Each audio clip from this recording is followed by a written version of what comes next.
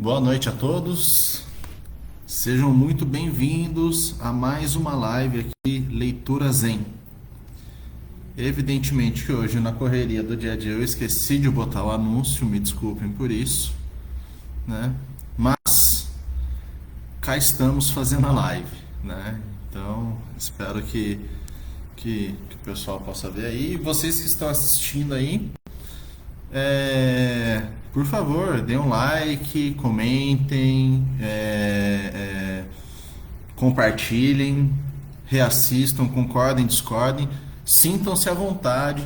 Essa live aqui, a ideia é justamente a gente abrir os portões aí do templo para todos vocês, para que vocês também venham aqui e participem, pratiquem com a gente. E hoje, quinta-feira, assim como toda terça, é dia de leitura. Estamos lendo o Dhammapada. Hoje, capítulo 9, do mal. Capítulo bem interessante. Vamos falar hoje bastante, talvez desmistificar um pouco o que se entende por karma, né? Soisan aí, boa noite, Soisan, tudo bem contigo? Alexandre também, boa noite, Alexandre, tudo certo? Então, porque muitas pessoas falam sobre karma, né? Mas o karma é um dos conceitos talvez mais mal compreendidos dentro do budismo. E acho que vai ser interessante a gente comentar isso um pouco quando vamos estar falando do mal. Que mal, né? O mal que nós mesmos fazemos, né? E por que nós fazemos esse mal, né? Então isso tudo o que é discutido nesse capítulo e as consequências desse mal. Que bom que tá tudo bem aí contigo, Alexandre. Prazer em ter você aqui conosco hoje, hein? Obrigado mesmo pela presença. Então, pessoal, vamos lá. Que é um capítulo bem interessante e eu vou iniciar a leitura aqui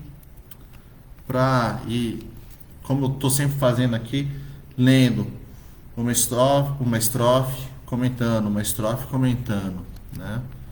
E espero que seja aí proveitoso para vocês, né?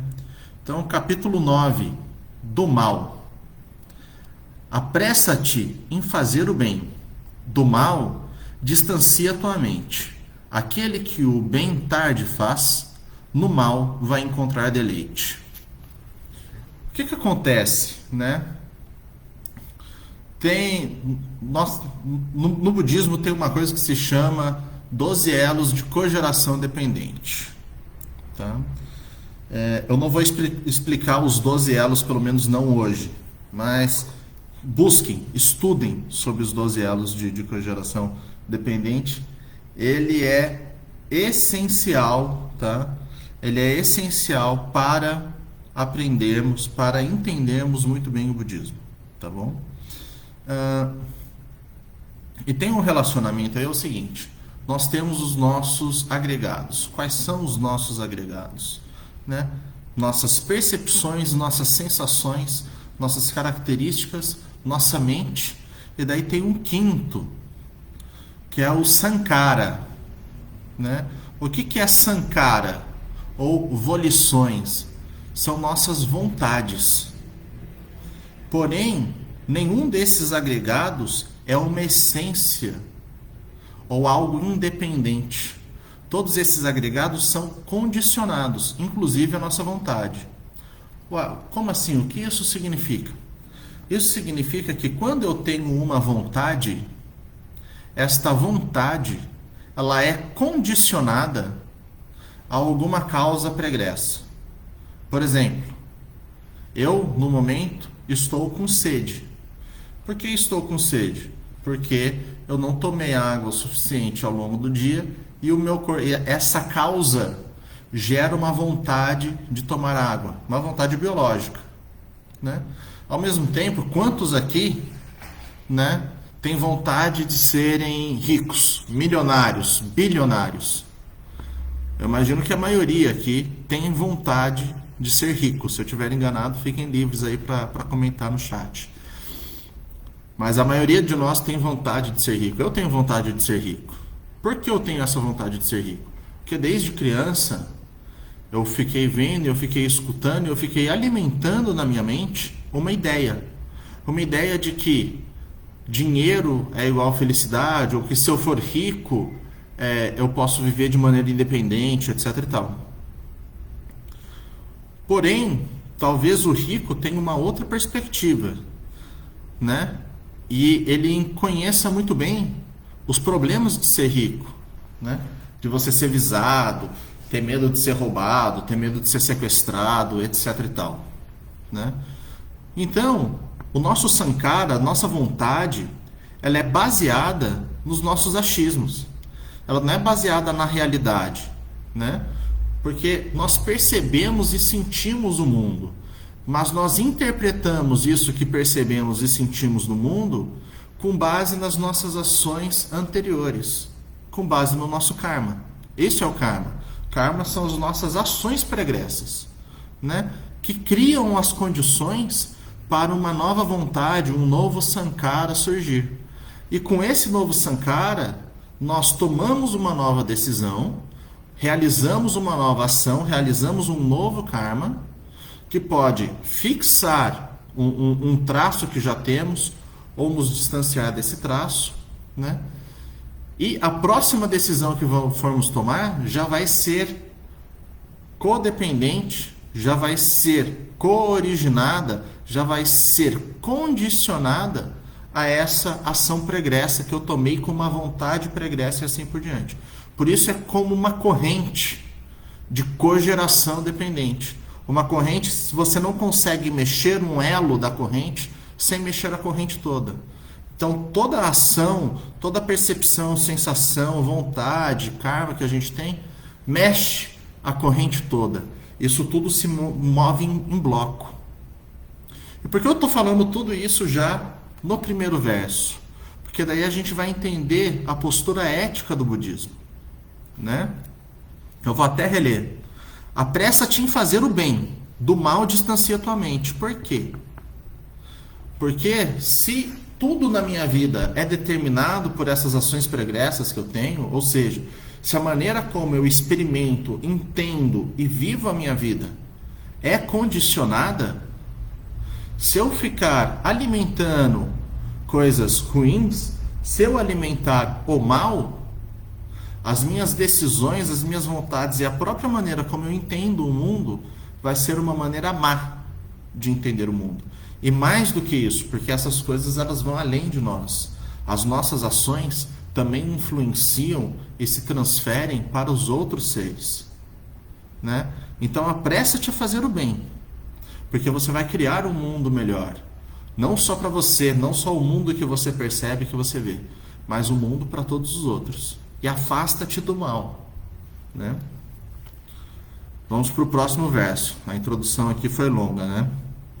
Se um homem pratica o mal, que não o faça com frequência, nem dele faça um objetivo. Padecer é acumulá-lo. Então volta a ideia do Sankara, volta a ideia dos 12 elos. Se eu faço algo que é ruim, que é mal, que eu não faça disso um objetivo, que eu não faça disso uma frequência, um hábito. Pois quanto mais eu o fizer, mais o meu Sankara, mais o meu karma vai me levar para aquele tipo de situação. Nós vivemos num contexto de samsara. E num contexto de samsara, nós nos vemos, às vezes, em escolhas que são difíceis. E às vezes nós temos que decidir, talvez, pelo mal. Porém, né? Porém, se nós tornarmos esse mal como um objetivo, se nós começarmos a entender esse mal ou essa escolha ruim como algo necessário, como algo que nós precisamos, como algo... a gente começa a carregar esse mal, a gente começa a gerar esse karma cada vez mais mal e a gente não percebe mais, né? A gente não percebe. Isso vai ser falado aqui já já também. Se um homem praticar o bem, que o faça com muita frequência, e dele faça um objetivo. Felicidade é acumulado. Ao contrário, né? Se tudo que nós percebemos, se o que está ao nosso redor é a nossa própria mente, é a nossa própria percepção, nossa própria sensação, se eu cultivo ações boas, se eu cultivo o bem, eu vou começar a perceber, eu vou começar a ver, a experimentar essa existência de uma maneira boa. Quando eu faço isso de coração, né? Não que eu vá fazer isso para experimentar, daí não vai dar certo. Tem que ser de um coração sincero. Eu tenho que estender a mão para o outro de maneira sincera, né? No Sutra do Diamante, quando o Subhuti pergunta para Buda qual é o caminho que nós temos que percorrer para praticar como bodhisattvas são seres despertos, Buda fala: primeiro nós temos que alimentar uma ideia, a ideia de salvar a todos os seres. Em segundo, nós temos que fazer uma doação, mas é uma doação destituída de qualquer tipo de intenção. Isso é fazer o bem no budismo. Se eu procuro fazer o bem para colher um bom karma, se eu busco fazer o bem para colher bons frutos, para ter um renascimento melhor, isso não é o objetivo do budismo. O objetivo do budismo não é nos fazer renascer num mundo paradisíaco, pois o mundo paradisíaco ainda é no samsara. O objetivo do budismo é fazer o bem, independentemente aonde eu vá renascer. Se eu fosse renascer dos reinos infernais por fazer o bem, mesmo assim eu seguiria fazendo o bem, pois o bem é o correto a ser feito.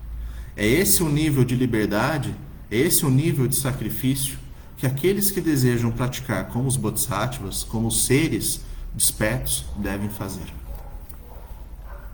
O homem mau sente-se bem, até quando o mal não der frutos. Mas, quando o mal frutificar, o mal sim, o mal sentirá. É justamente de novo aquela questão que eu falei do karma. O que são esses frutos do karma? Pensa que pouco a pouco, dia a dia, eu vou me acostumando com uma ideia má, né? Eu vou me acostumando que eu, por ser um ser humano, sou um ser superior aos outros, que eu posso matar os outros seres, que eu posso cortar as florestas, que eu posso resolver os meus problemas com produtos químicos e com matança e com guerras. Pode até ser que em um primeiro momento eu colha coisas benéficas para mim ou até mesmo para a sociedade.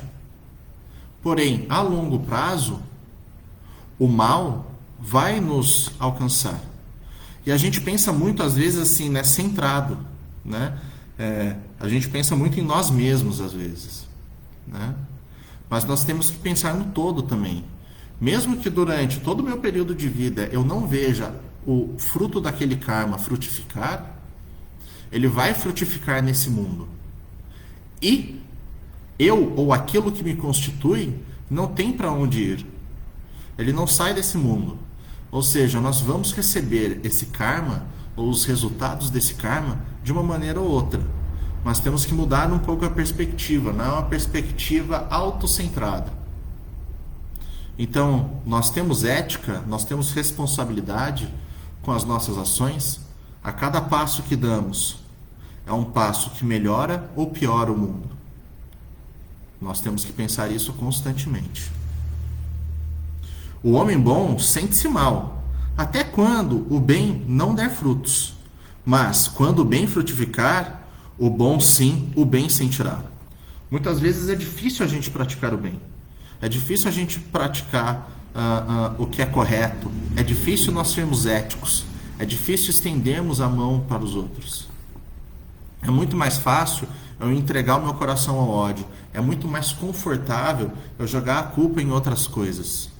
Porém, contudo, no entanto, quando eu permaneço no bem e faço o bem pelo bem e não pelo benefício, quem colhe esse benefício, mesmo que eu não colha esse benefício ao longo da minha própria vida, inúmeros seres colherão esse benefício. Pensa só na obra do próprio Buda Gautama e de todos os ancestrais que vieram depois dele e os benefícios que nós colhemos hoje. O mundo que nós conseguimos construir hoje, às vezes, baseado nas ideias de Buda, baseado naquilo que Buda nos ensinou. Isso é um benefício. E assim como Buda, existem vários outros exemplos, não budistas inclusive, que melhoraram o mundo, tornaram o mundo um local melhor. E nós colhemos essas benesses hoje. Assim como houveram e há aqueles que transformam o mundo em um lugar pior. E nós colhemos e vamos colher essa piora também. Que o mal não desprezes dizendo, o mal não me vai atingir. Assim como as gotas que caem enchem da água o pote de barro, o tolo está cheio do mal, que pouco a pouco acumulou. Volta àquela ideia do Sankara, volta àquela ideia do karma. São pequenas coisas. Às vezes perguntam assim, mas matar um pernilongo causa um mau karma? Causa. Matar até um pernilongo causa um mau karma. Isso significa que eu não mate pernilongos? Não, eu mato pernilongos. Ah, mas tem a dengue, mas tem não sei o que. Sim, concordo. E é como fala aqui atrás. Se tiver que fazer o mal, que ele não seja um objetivo, que ele não seja um objeto. Né? Então, eu mato um pernilongo? Sim, eu mato um pernilongo. Porém, nós temos que ter a consciência de que matar um pernilongo não resolve um problema. Morte não resolve problemas. Porque é justamente na ideia de que matando um simples pernilongo a gente não está fazendo nada e a gente está resolvendo um problema de um pernilongo que está na gente, que a gente pensa, também não é problema nenhum eu passar um fumacê envenenando todas as ruas da cidade. E daí eu estou matando seres que realmente são maléficos a nós, mas seres que são benéficos a nós também. E no mais, o mundo não foi desenhado para nós, para o ser humano. O mundo é o mundo. Então nós vamos desequilibrando. Então, no simples ato de matar um pernilongo, isso vai se acumulando na nossa mente e nós começamos a nos achar os donos do mundo e estamos destruindo o próprio habitat que nós mesmos dependemos e estamos destruindo o nosso próprio futuro. Olha a seca que estamos enfrentando agora. Será que é por causa da devastação que fizemos nas nossas florestas, seja no Amazonas, seja aqui na nossa Mata Atlântica, seja no nosso Cerrado, seja na nossa Caatinga, nos nossos pampas? Por quê? Porque nós nos julgamos donos da natureza. E essa ideia de que nós somos donos da natureza começa às vezes com um simples ato de matar um pernilongo. Que o bem não desprezes dizendo, o bem não me vai atingir. Assim como as gotas que caem enchem da água o pote de barro, o sábio está cheio do bem, que pouco a pouco acumulou. Um momento que nós consigamos compreender o verdadeiro Dharma já é o suficiente. Assim como fazer o bem. Um sorriso, uma palavra doce para alguém, já é algo que ajuda. Resolve? Não resolve. Mas já torna o mundo um pouquinho melhor. Né? Às vezes é interessante, a gente se esforça, às vezes, e foi lá e com um grande esforço, por exemplo, esse ano eu acho que eu já plantei umas 15 árvores. Né? Quantas árvores foram derrubadas, desmatadas, né? Nas nossas florestas esse ano? Um número incontavelmente maior do que 15 árvores. Né? Isso nos desanima, sabe?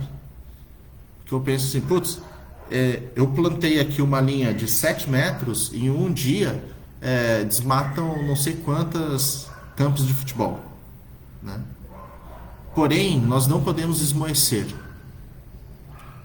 Nós temos que fazer o bem pelo bem. Deixar de lado, talvez, um objetivo de mudar o mundo e tal. mas fazer o bem. Simplesmente fazer. Então não despreze o bem, mesmo que seja um bem pequeno. Faça-o. Não esmoeça. Faça-o. Plante nem que seja um vasinho de flor. Dê nem que seja um sorriso para alguém. Esse é o caminho de Buda. Como o tropeiro que se afasta das rotas cheias de perigo, e quem quer viver do veneno, do mal sempre nos afastemos. Então, o tropeiro hábil, ele sabe qual picada escolher. Ele sabe evitar os animais, os perigos, as ravinas. Assim como aquele que quer se permanecer são, que quer viver, ele evita os venenos, né? A pessoa que deseja ser saudável, ela não se envenena com qualquer veneno que seja. Assim também nós, que buscamos nos tornarmos Budas, que buscamos despertar, nós também evitamos o mal. Assim como esses evitam esses maus caminhos. Nós não damos sopa para o azar. Nós conhecemos a nossa mente, nós sabemos que a nossa mente se molda, que ela é condicionada o tempo todo. Eu sei que eu não sou o dono da minha mente, eu sei que eu não sou o dono de mim mesmo. Por isso eu vou me manter uma postura vigilante, por isso eu me mantenho em prática, por isso eu mantenho praticando o bem e evitando o mal. Se não há feridas na mão, veneno pode ela tocar, pois não penetra em pele sã. Não há mal para quem não o fez. Então, aquele que é sábio, aquele que compreendeu, que pratica a sabedoria perfeita, esse alguém é como a mão com a pele sã, que pode tocar o veneno sem se macular. Ou seja, a mente que é madura, a mente que é segura, a mente que já atingiu o despertar, essa mente sapiente, vigilante, ela pode até tocar o veneno que ela não vai se envenenar. Por quê? Porque ela entende a ilusão disso tudo. Ela entende esses 12 elos de cogeração dependente. Ela entende o sankara, as nossas vontades. Ela entende, no fim das contas, que nós somos seres condicionados. E por isso elas conseguem ir além. Quem pratica o mal contra os bons, contra o inocente, contra os puros, contra esse tolo, o mal se volta, como o pó atirado ao vento. Novamente aquilo, né? Eu estava falando no começo que karma é muito mal compreendido às vezes, porque a gente entende isso como uma lei de retorno, como uma justiça divina. Não, o karma não é uma justiça divina.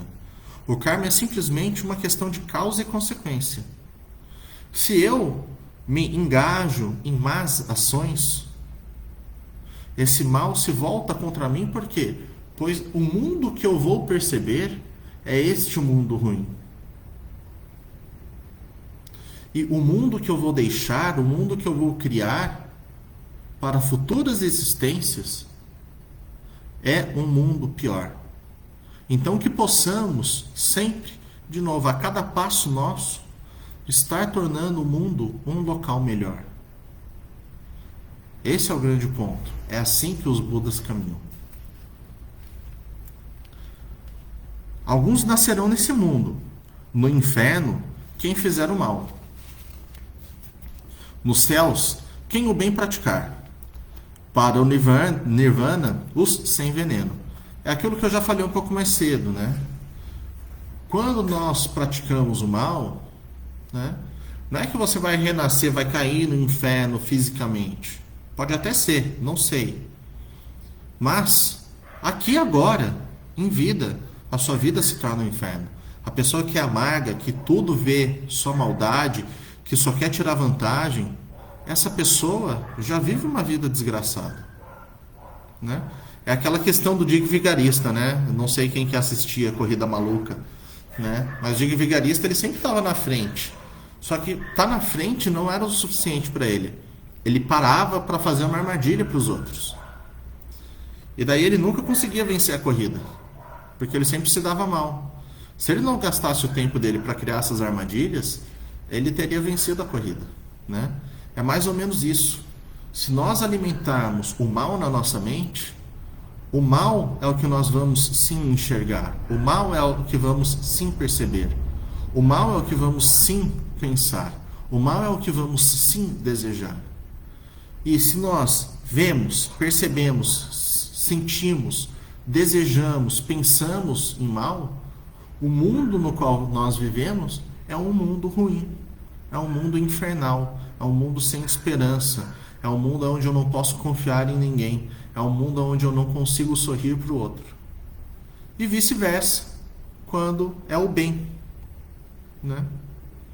E daí ele termina falando aqui, né, nesse verso: para o nirvana, os sem veneno. Ou seja, aqueles que perceberam os 3 venenos: apego, aversão e ignorância, ou desejo, raiva e ilusão. Os 3 venenos que são a força motriz do samsara. Eu tenho que, aquele que foi além, que conhece muito bem esses 3 venenos, que conhece muito bem a própria condicionalidade, esse alguém é alguém que vai chegar no nirvana. Ele extingue tudo isso e ele pode agir de maneira livre, seja no mal, seja no bem, né? Ou seja, um Buda é aquele que pode caminhar livremente no céu e no inferno, sendo professor de deuses e demônios. Isso é essencial que a gente entenda. Nem nos céus, nem nas profundezas do mar, nem entrando nas fissuras das montanhas, poderás encontrar refúgio nesse mundo onde não te alcance teus atos maus. Novamente, por que isso? Porque a todo momento nós não conseguimos fugir da nossa própria mente. Nós não conseguimos fugir dos nossos próprios agregados. E os nossos agregados não têm vontade própria, não são independentes. Nossos agregados são condicionados. Então eu posso estar até no paraíso, que os meus atos maus vão me perseguir, né? Você pode estar no lugar mais paradisíaco do mundo. Se você está com uma visão negativa de tudo, se você está com raiva de tudo, aquele lugar não é mais o paraíso. E daí, para finalizar, nem nos céus, nem nas profundezas do mar, nem entrando nas fissuras das montanhas, poderás encontrar refúgio nesse mundo, onde a morte não te possa dominar. Nós somos seres condicionados. O condicionamento é a nossa realidade. Então, não existe local no mundo aonde esse condicionamento não nos encontra. Entender isso, de novo, profundamente e ir além, totalmente além, é a única maneira para despertarmos para a realidade e entendermos e aceitarmos, aprendermos a trabalhar com o nosso próprio condicionamento. Assim, nós vamos ser livres da nossa própria mente, das nossas próprias vontades, das nossas próprias percepções, das nossas próprias sensações. É por isso que no Sutra do Coração começa com Avalokiteshvara, praticando profundamente, percebe a vacuidade dos 5 agregados. Ela percebe o que isso significa, ela percebe que esses 5 agregados são condicionados. Por isso que eles são vazios. Eles são vazios de uma essência, eles são vazios de uma separação, eles são vazios de possuírem uma vontade própria. Entender esse condicionamento dos agregados é a maneira que nós vamos conseguir ter essa mente livre dos seres despertos. E uma vez livres, totalmente livres, livres inclusive do nosso próprio querer, do nosso próprio desejo, o que faremos? Por que nós vamos agir de uma maneira ruim se somos totalmente livres de qualquer desejo? A única coisa que resta a fazer para aquele que chegou ao estágio de Bodhisattva é estender a mão para os outros e ajudar a todos, sem nenhum tipo de outra medida. Muito bem, pessoal, esse foi então o nosso capítulo aqui de hoje. Espero que tenham gostado, né? Espero que eu tenha conseguido ser claro, né? Mais alguns ois aqui. A Bia aqui, Shinsei-san, Renkai-san, né? Muito obrigado a todos. Shusei-san aqui também. Yara, boa noite para todos. Ah, que bom que você amou, Shinsei-san. Fico feliz, né? Eu que agradeço a sua presença aí, Renkai-san. Obrigado, viu? E é isso, pessoal. Sintam-se livres para ver, rever, comentar, compartilhar, questionar. Leiam, releiam. Esse livro é muito bom. A gente tem que estudar ele. É que nem eu falei, né? Eu comprei essa minha cópia aqui é de 2011. É de 2011. 10 anos já. E eu leio um poema dele por noite, né? Ele é muito profundo, ele é muito bom, né? Recomendo aí para quem quiser fazer assim também. E bem, pessoal, já que estamos todos aqui, né? Vamos então encerrar. Vamos juntar as nossas palmas das mãos para a transmissão dos méritos. Nega waku waku no kudoko mote amane kuisai ni oyoboshi. Warera to shujo to minato ni butsu do jouzen koto Jiho sanshi shifu shison sa moko sa moko hoja huromi. Que os méritos dessa prática se estendam a todos os cantos do universo, beneficiando inúmeros seres. Muito obrigado a todos, então, pela presença, pessoal. Um ótimo resto de quinta-feira, um ótimo resto de semana, um ótimo fim de semana.